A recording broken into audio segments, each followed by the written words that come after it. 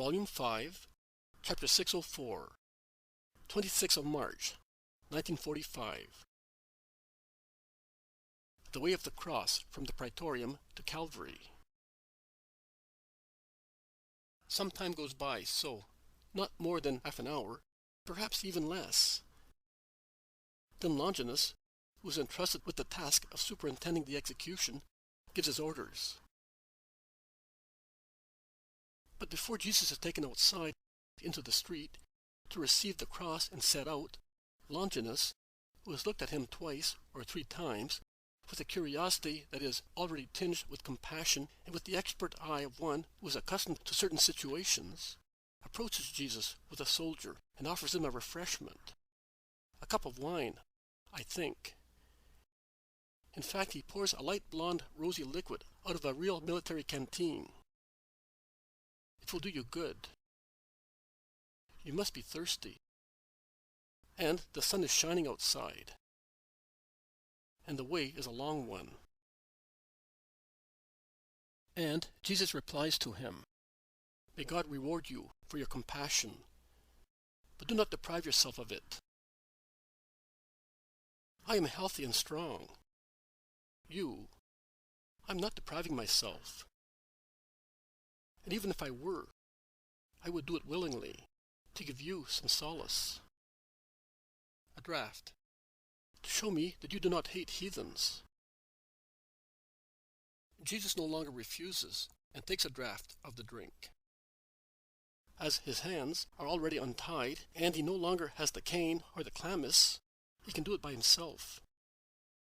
But he refuses to take more, although the good cool drink should be a great relief to his fever, which is already showing itself in the red streaks that inflame his pale cheeks and his dry lips.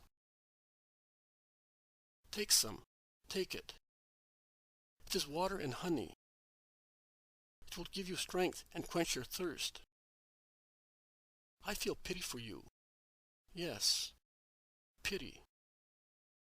It was not you who was to be killed among the Jews. Who knows? I do not hate you, and I will try to make you suffer only what is necessary." But Jesus does not drink any more. He is really thirsty.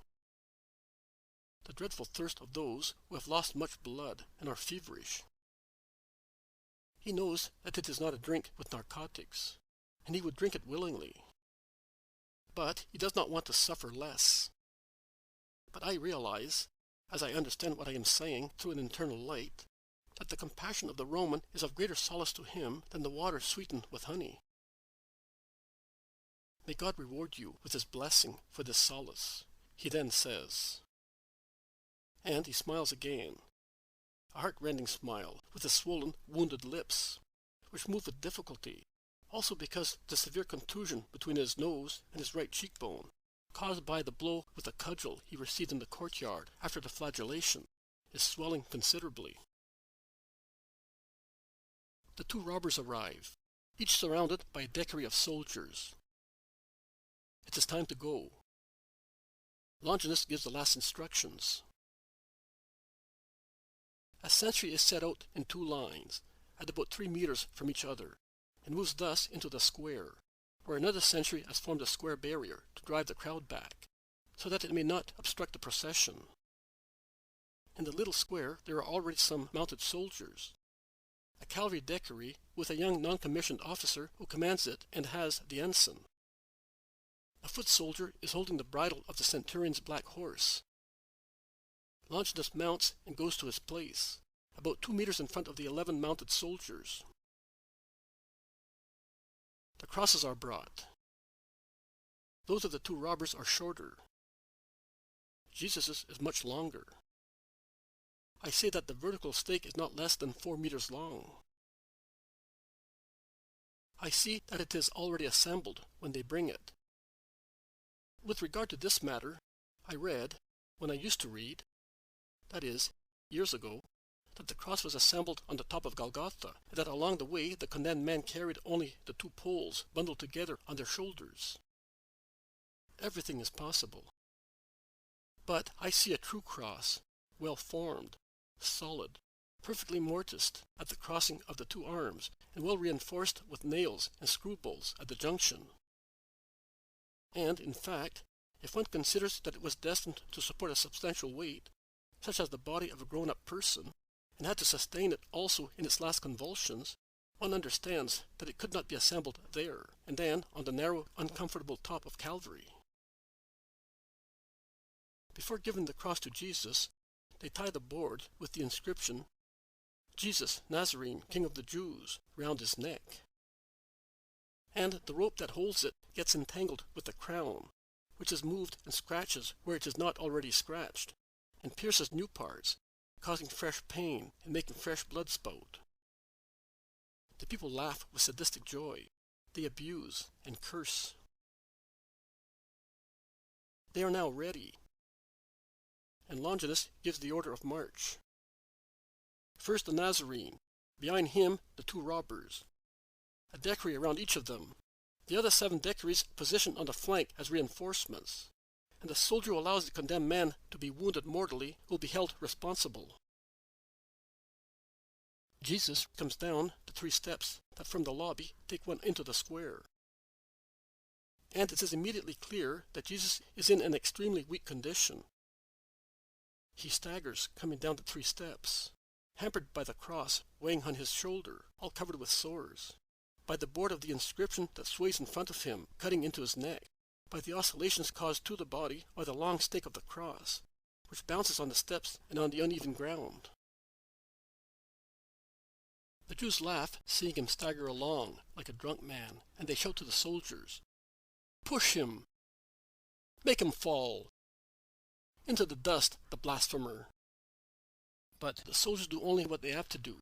That is, they order the condemned one to stay in the middle of the road and walk. Longinus spurs his horse, and the procession begins to move slowly.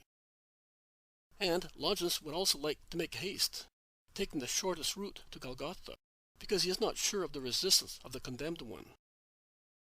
But the unrestrained mob, and it is even an honor to call it so, does not want that. Those who are more cunning have already run ahead to the crossroads where the road forks, going towards the walls along one way and towards the town along the other, and they riot, shouting, when they see Longinus try to take the way towards the walls. "You must not do that. You must not. It is not legal. The law prescribes that the condemned men are to be seen in the town where they sinned." The Jews at the rear of the procession realize that at the front they are trying to defraud them of a right, and they join their shouts to those of their colleagues. For peace sake, Longinus turns along the way that takes towards the town, and goes a short distance along it. But he beckons to a decurion to approach him. I say decurion because he is a non-commissioned officer, but perhaps he is what we would call an orderly officer, and he says something to him in a low voice. This man trots back, and as he meets each decury commander, he conveys the order. He then goes back to Longinus to inform him that it has been done. And finally he goes to the place where he was previously, in the line behind Longinus. Jesus proceeds, panting. Each hole in the ground is a trap for his staggering feet, a torture for his shoulders, covered with wounds, and for his head crowned with thorns, also because of the sun, which is exceedingly warm, although now and again it hides behind a leaden awning of clouds, shines perpendicular on it. So even if it is concealed, it still burns. Jesus is congested with fatigue, fever, and heat. I think that also the light and the howling must be a torture for him. And if he cannot stop his ears in order not to hear so much coarse shouting, he half closes his eyes, not to see the road dazzling in the sunshine. But he must also reopen them, because he stumbles over stones and holes, and each stumble is painful, as it jerks the cross, which knocks against the crown, which rubs against the wounded shoulder, widening the sores and increasing the pain. The Jews cannot hit him directly any longer, but odd stones and blows with cudgels still strike him. The former particularly in the little squares crowded with people. The latter, instead, advance along the narrow streets with frequent steps going up or down, at times one, at times three, at times more, because of the continuous variations of the ground.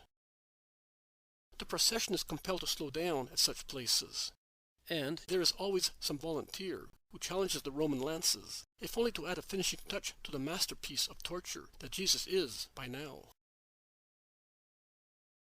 The soldiers defend him as best they can, but they strike him as well while trying to defend him, because the long lances waved about in such narrow spaces knock against him and make him stumble.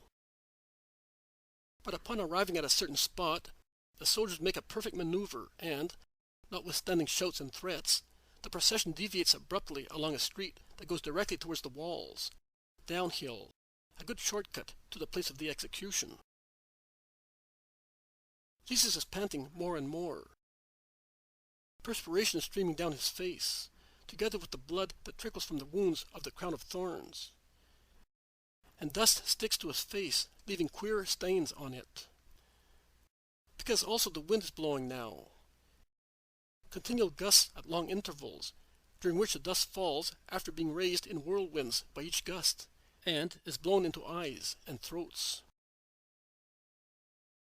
Many people have already assembled at the judicial gate, that is, those who providently and in good time have chosen a good place to see.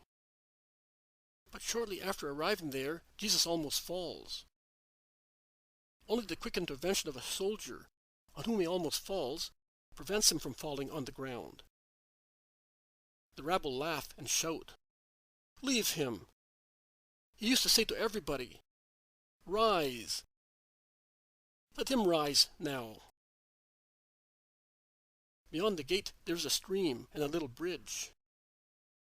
Walking on the uneven boards is a new fatigue for Jesus, as the long stake of the cross bounces on them even more violently. And there is a new mine of projectiles for the Jews. The stones of the stream fly and hit the poor martyr. The ascent to Calvary begins. A barren road, without the least shade, paved with uneven stones, that go straight up the hill. Here again, when I used to read, I read that Calvary was a few meters high. It may be so. It is certainly not a mountain. But it is a hill, not certainly lower than the Mount of the Crosses is, with respect to the Lungarni, where the Basilica of St. Miniato is in Florence. Someone may say, "Oh, not much." Yes, for one who is healthy and strong, it is not much. But it is enough to have a weak heart to feel whether it is much or little. I know that after I began to suffer from heart trouble, even if only in a mild form, I could no longer go up that hill without suffering a great deal, and I was compelled to stop now and again, and I had no load on my shoulders. And I think that Jesus' heart must have been in a very bad state after the flagellation and sweating blood. And I take only these two things into consideration. So Jesus suffers tremendously in climbing, also because of the weight of the cross, which, being so long, must be very heavy. He finds a protruding stone, and as he is exhausted, he can lift his feet only a little, so he stumbles and falls on his right knee, but he can hold himself up with his left hand. The crowd howls with joy. He gets up again. He proceeds, bending and panting more and more, congested, feverish. The board that swings in front of him obstructs his sight. His long tunic, the front part of which trails on the ground, as he now walks bending, hampers his steps. He stumbles again and falls on both knees, hurting himself where he is already wounded, and the cross, which slips out of his hands and falls, after striking his back violently, compels him to bend to pick it up, and to toil painfully to put it back on his shoulder. While he does so, one can clearly see on his right shoulder the wound made by the rubbing of the cross, which has opened the many sores of the scourges, making them all into one, from which serum and blood transewed, so that spot of his white tunic is all stained. people even applaud for the joy of seeing him fall so badly. Longinus urges to make haste, and the soldiers, striking with the flat of their daggers, press poor Jesus to proceed. He sets out again more and more slowly, despite all solicitations. Jesus seems completely intoxicated, as he sways so much, knocking against one or the other lines of soldiers, wandering all over the road. And the people notice it and shout, "His doctrine has gone to his head. Look, look, how he staggers."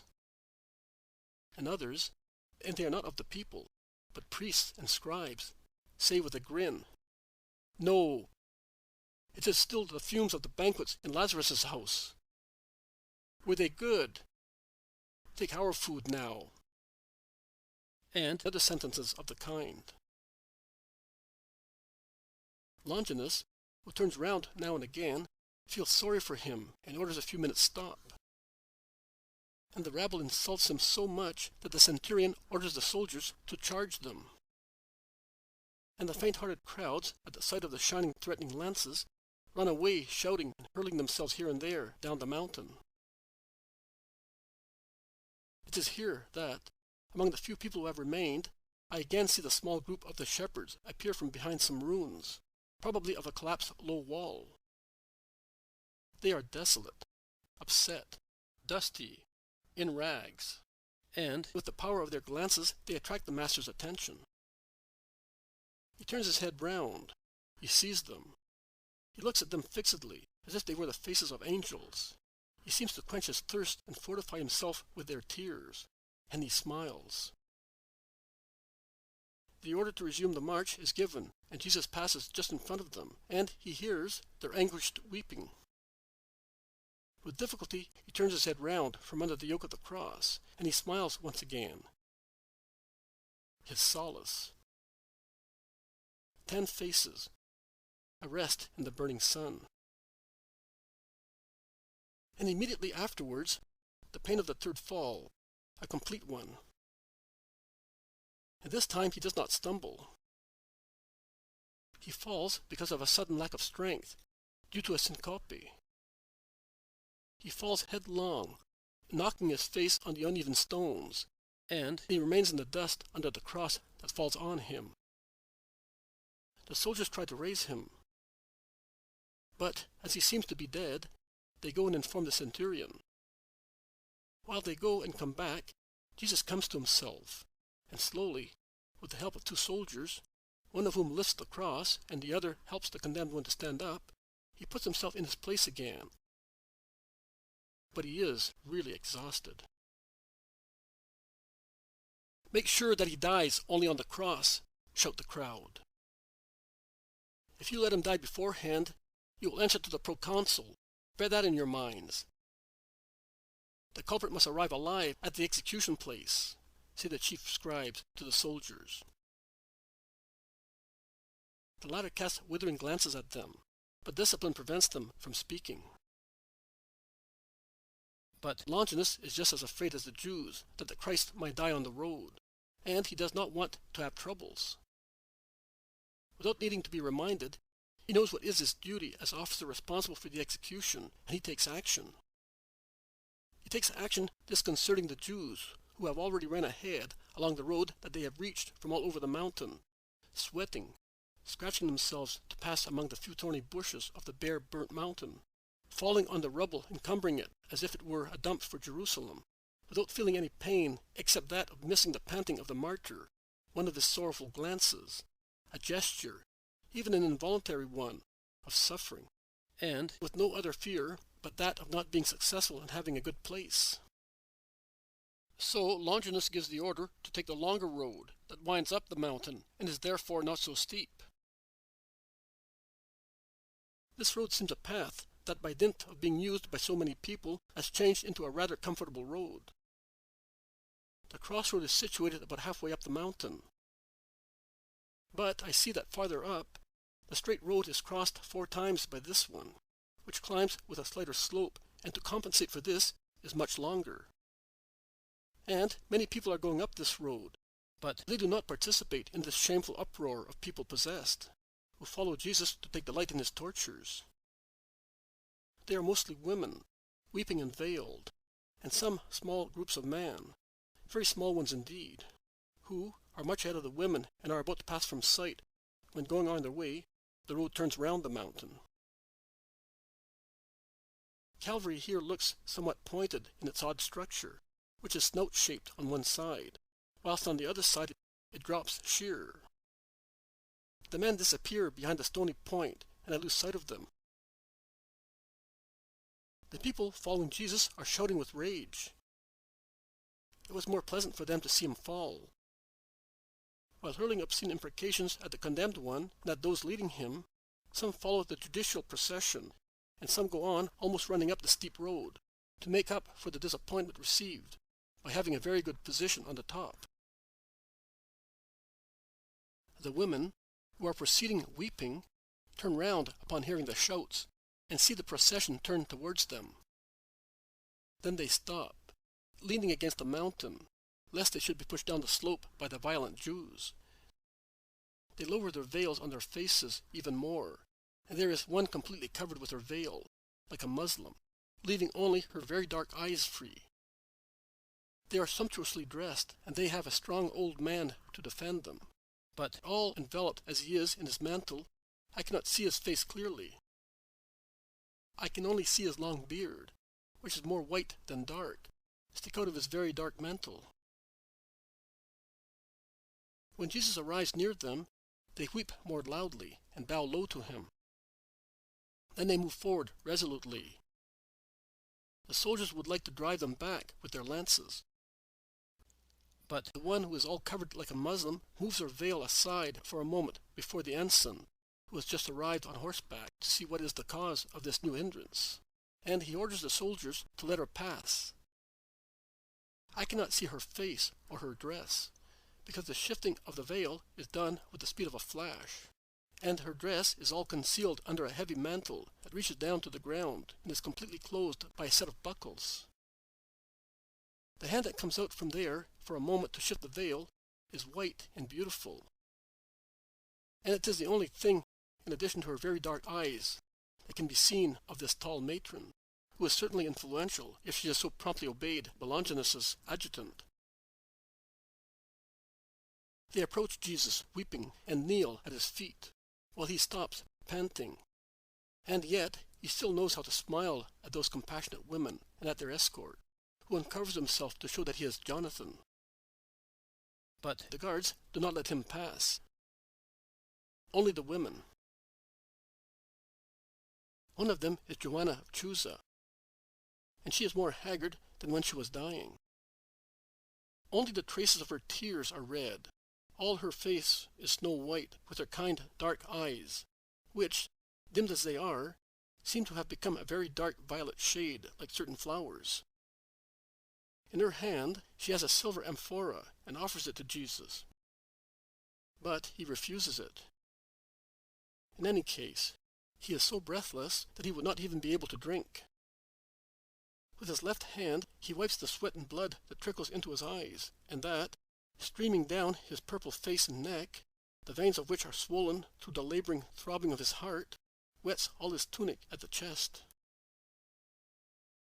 Another woman, who is accompanied by a young maidservant holding a small casket in her arms, opens it and takes out a square piece of very fine linen cloth, and offers it to the Redeemer.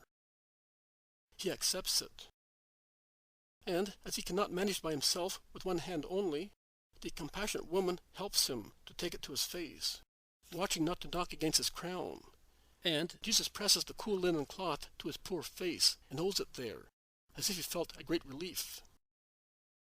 He then hands the linen cloth back, and he says, Thank you, Johanna. Thank you, Nike, Sarah, Marcella, Elisa, Lydia, Anne, Valeria, and you.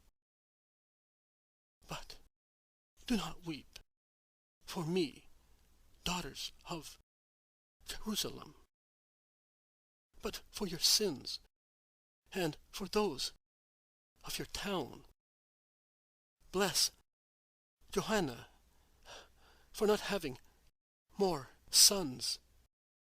See, it is God's mercy not to have sons, because they suffer for this.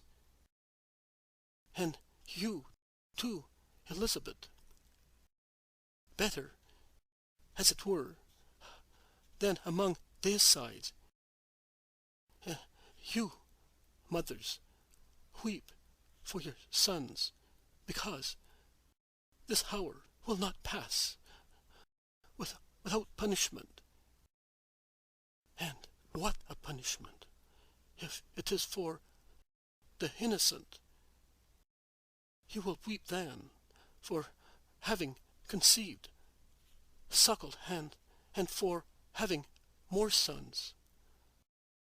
The mothers of those days will weep, because I solemnly tell you that he will be lucky, he who will be the first to fall under the wounds. I bless you. Go home. Pray for me. Goodbye, Jonathan. Take them away. And in the midst of the loud noise of weeping women and cursing Judeans, Jesus sets out again. Jesus is once again completely wet with perspiration. Also the soldiers and the other two condemned men are perspiring, because the sun of this stormy day is as burning as flames, and the side of the mountain, very warm by itself, increases the heat of the sun. What the sun must feel like on Jesus' woolen garment placed on the wounds of the scourges, one can easily imagine and be horror-stricken at the idea. But he never moans. But although the road is not so steep as the other one, and it is not strewn with uneven stones, which were dangerous to his feet that he is now dragging, Jesus is staggering more and more, and once again he knocks first into one line of soldiers and then into the other, and is bent more than previously. They decide to overcome the difficulty by passing a rope round his waist and holding the two hands of it as if they were reins.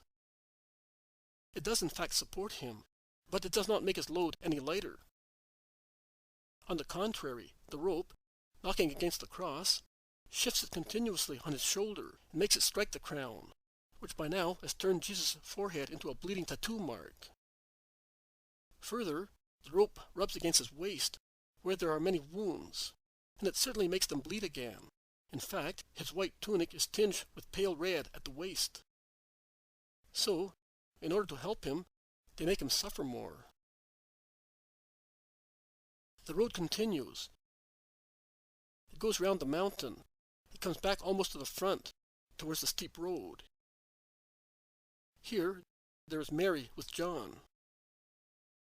I should say that John has taken her to that shady place, behind the slope of the mountain, to give her some relief. It is the steepest part of the mountain. There is no other road going round it. Above and under it, the slope rises or descends steeply, and that is why the cruel people have abandoned it. It is shady there, because I should say that it is the north, and Mary, leaning as she is on the mountain side, is protected from the sun. She is leaning against the slope, standing, but already exhausted, panting, as white as death, in her very dark blue dress, which is almost black. John looks at her with desolate pity. He has no trace of color on his face either, and he looks wan, with wide-open, tired eyes, unkempt, and his cheeks are sunken as if he were suffering from a disease. The other women, Mary and Martha of Lazarus, Mary of Alphaeus and Mary of Zebedee, Susanna from Cana, the mistress of the house, and some more whom I do not know, are all in the middle of the road, looking to see whether the Savior is coming. And when they see Longinus arrive, they rush towards Mary to inform her. And Mary, supported by John, who is holding her by the elbow, departs from the hillside, stately in her grief, and places herself resolutely in the middle of the road, moving aside only at the arrival of Longinus, who, from the height of his black horse, looks at the pale woman and at her blonde, wan companion, whose meek eyes are blue like hers. And Longinus shakes his head while passing by, followed by the 11 soldiers on horseback. Mary tries to pass through the dismounted soldiers, who, being warm and in a hurry, strive to drive her back with their lances, all the more that stones are thrown from the paved road, as a protest against so much compassion. It is the Jews who once again curse because of the halt brought about by the pious women, and say, "Quick! It is Easter tomorrow. Everything must be accomplished by this evening. You are accomplices who deride our law. Oppressors. Death to the invaders and to their Christ. They love him. Look how they love him. Well, take him. Put him in your cursed eternal city. We surrender him to you. We don't want him. Let rotters be with rotters, and leprosy with lepers." Longinus gets tired, and followed by the 10 lancers, he spurs his horse against the reviling pack of hounds, who run away for the second time. And in doing so, he sees a cart standing still, which has certainly come up from the vegetable gardens at the foot of the mountain, and is waiting for the crowds to pass, so that it may go down towards the town with its load of greens. I think that curiosity has made the man from Cyrene and his sons go up there, because it was not necessary for him to do so. The 2 sons, lying on the top of the green pile of vegetables, look and laugh at the fleeing Judeans. The man, instead, a very strong man, about 40-50 years old, standing near the little donkey, which is frightened and tries to draw back, looks attentively at the procession. Longinus looks him up and down. He thinks that he may be useful, and says to him in a commanding voice, "Man, come here." The man from Cyrene feigns he has not heard. But one cannot trifle with Longinus. He repeats the order in such a way that the man throws the reins to one of his sons and approaches the centurion. "Do you see that man?" he asks. And, in doing so, he turns round to point out Jesus, and he sees Mary, who is imploring the soldiers to let her pass. He takes pity on her, and he shouts, "Let the woman pass." He then resumes speaking to the man from Cyrene. He cannot proceed any further, laden as he is. "You are strong. Take his cross and carry it in his stead as far as the summit." "I cannot. I have the donkey. It is restive. The boys cannot hold it." But Longinus says, "Go, if you do not want to lose your donkey and get 20 blows as punishment." The men from Cyrene dare no longer react. He shouts to the boys, "Go home and be quick, and say that I am coming at once," and then goes towards Jesus.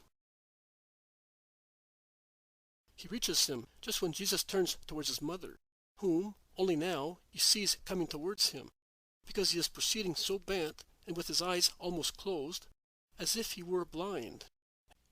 And he shouts, "Mother!"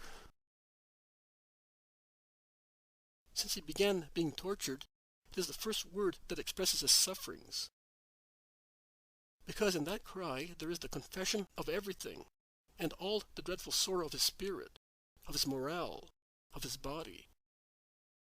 It is the heartbroken and heartbreaking cry of a little boy who dies all alone, among torturers, and the most cruel tortures, and who goes so far as to be afraid of his own breathing. It is the wailing of a raving little boy tormented by nightmare visions, and wants his mummy, his dear mummy, because only her fresh kisses soothe the ardor of his fever. Her voice dispels phantasms. Her embrace makes death less fearful. Mary presses her hand against her heart, as if she had been stabbed, and she staggers lightly. But she collects herself, quickens her step, and while going towards her tortured son, with outstretched arms, she shouts, "Son!" But she says so in such a way that whoever has not got the heart of a hyena feels it is breaking because of so much grief. I notice signs of compassion even among the Romans, and yet they are soldiers, accustomed to slaughters, marked by scars. But the words mother and son are always the same for all those who, I repeat it, are not worse than hyenas. They are understood everywhere, and they raise waves of compassion everywhere. The man from Cyrene feels such pity, and as he sees that Mary cannot embrace her son because of the cross, and that after stretching her arms out, she lets them drop, convinced that she is unable to do so, and she only looks at him, striving to smile with her smile of a martyr to encourage him, while her trembling lips drink tears, and he, turning his head round from under the yoke of the cross, tries in his turn to smile at her and sends her a kiss with his poor lips, wounded and split by blows and fever. He hastens to remove the cross, and he does so with the gentleness of a father, in order not to give a shove to the crown or rub against his sores. But Mary cannot kiss her son. Even the lightest touch would be a torture for his torn flesh, and Mary refrains. And then, the most holy feelings have a profound modesty, and they exact respect or at least compassion, whilst here there is curiosity, and above all, mockery. Only the two anguished souls kiss each other. The procession, which sets out again under the pressure of the waves of the furious people, divides them, pushing the mother against the mountain, to be sneered at by all the people. Behind Jesus there is now the man from Cyrene with the cross. And Jesus, freed of that weight, is proceeding more easily. He is panting violently. He often presses his hand against his heart, as if he had a great pain or a wound there, in the sternum heart region. And now, since his hands are no longer tied, and he is able to do so, he pushes his hair, which had fallen forward and is sticky with blood and perspiration, behind his ears, to feel some air on his cyanotic face. He unties the cord round his neck, as it makes him suffer in breathing. But he can walk better. Mary has withdrawn with the women.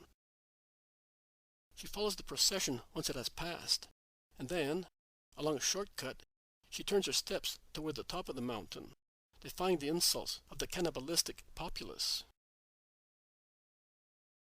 Now that Jesus can walk freely, the last stretch of the road around the mountain is soon covered, and they are already close to the top, crowded with shouting people.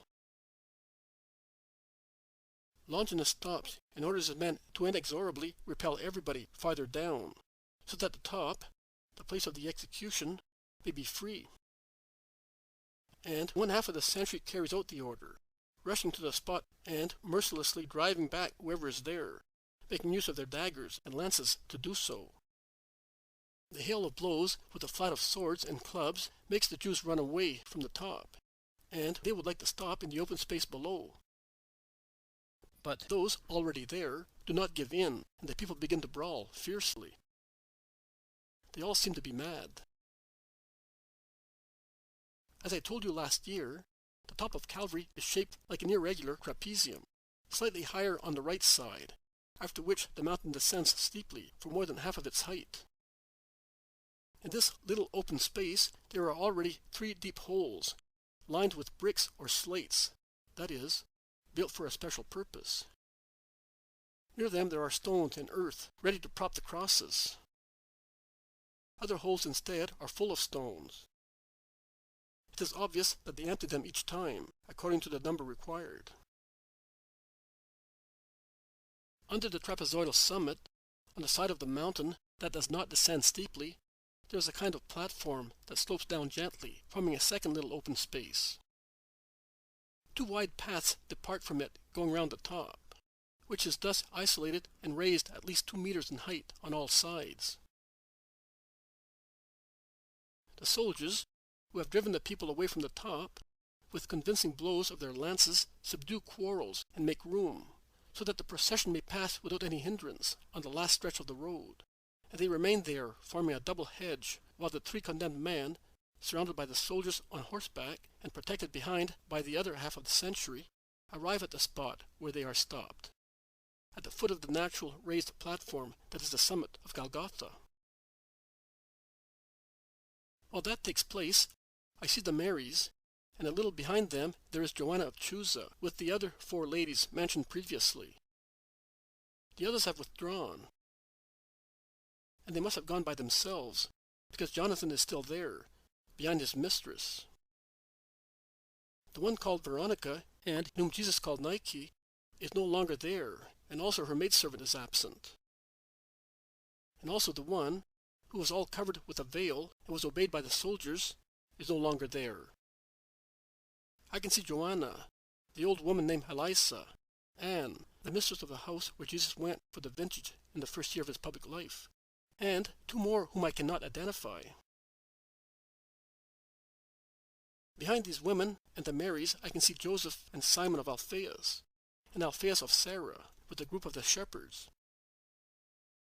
They have scuffled with those who wanted to repel them, insulting them, and the strength of these men, increased by their love and grief, has been so powerful that they defeated their opponents, forming a free semicircle at which the very pusillanimous Jews dare only to hurl cries of death and shake their fists.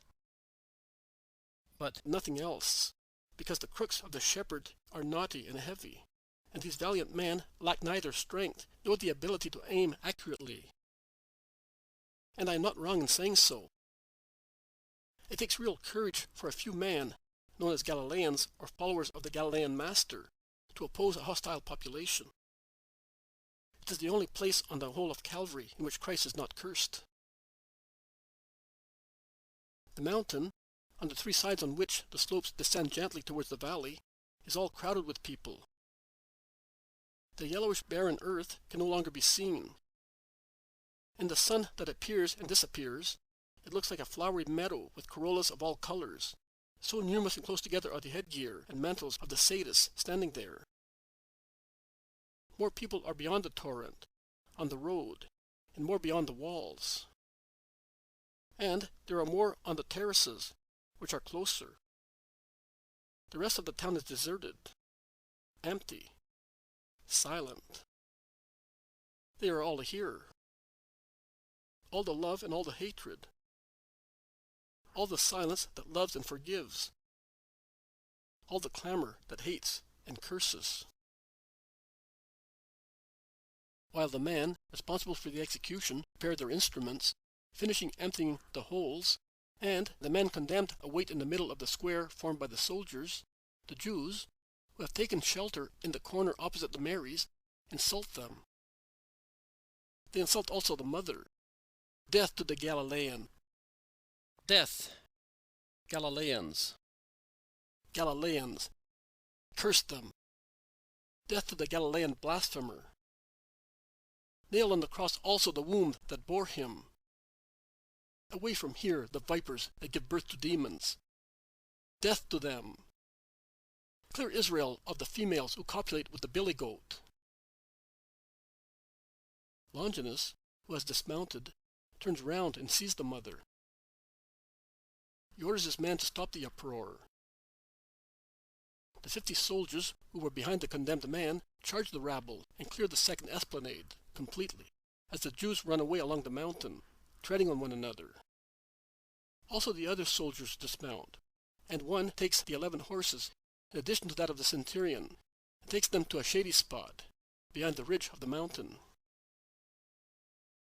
The centurion sets out towards the top. Joanna of Chuza moves forward and stops him. She gives him an amphora and a purse. She then withdraws, weeping, and goes towards the edge of the mountain with the other women. Everything is ready on the summit. They make the condemned man go up. And, once again, Jesus passes near his mother, who utters a groan, which she tries to stifle by pressing her mantle against her lips. The Jews notice it. They laugh and deride. John, the meek John, who has one arm round Mary's shoulders to support her, turns round and glares at them. Even his eyes are phosphorescent. If he did not have to protect the women, I think that he would grip one of the cowards by the throat. As soon as the condemned men are on the fatal platform, the soldiers surround the open space on 3 sides. Only the one that drops sheer is empty. The centurion orders the man from Cyrene to go away. And he goes away, unwillingly now, and I would say not out of sadism, but out of love. In fact, he stops near the Galileans, sharing with them the insults that the crowds give liberally to those haggard believers of the Christ. The 2 robbers throw their crosses on the ground, swearing. Jesus is silent. The sorrowful way has come to its end.